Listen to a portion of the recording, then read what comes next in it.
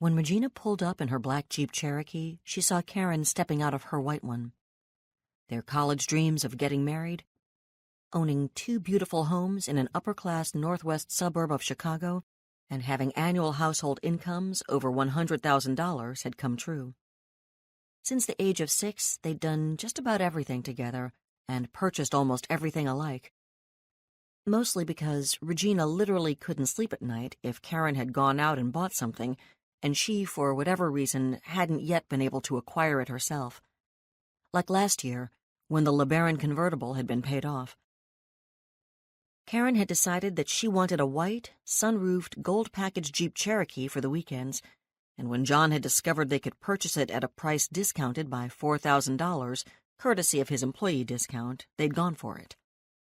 Larry, on the other hand, thought $30,000 was a ridiculous amount of money to pay for any vehicle that wasn't foreign-made, he being a Lexus man and all. But Regina wasn't hearing any of that.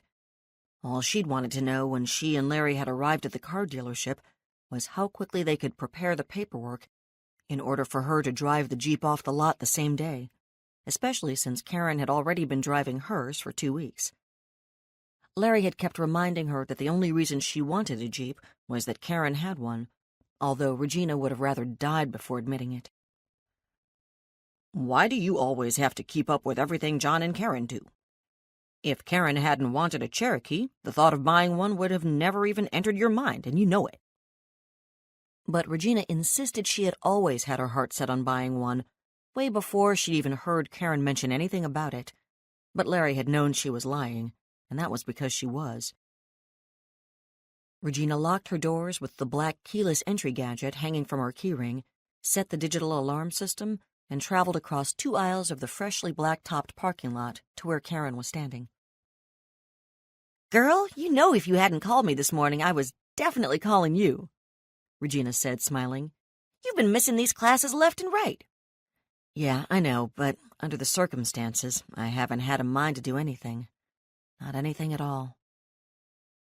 Regina didn't like the expression she saw on Karen's face, or the sadness in her voice. "What's the matter, girl? You know I can always tell when something's wrong." Karen tilted her head to the side, as if to say, "Guess," and Regina knew immediately that John must have been out gambling again. "What's up with that? Have you tried to talk him into getting help or going to Gamblers Anonymous? I've heard that those support groups can really make a difference when someone has an addiction problem."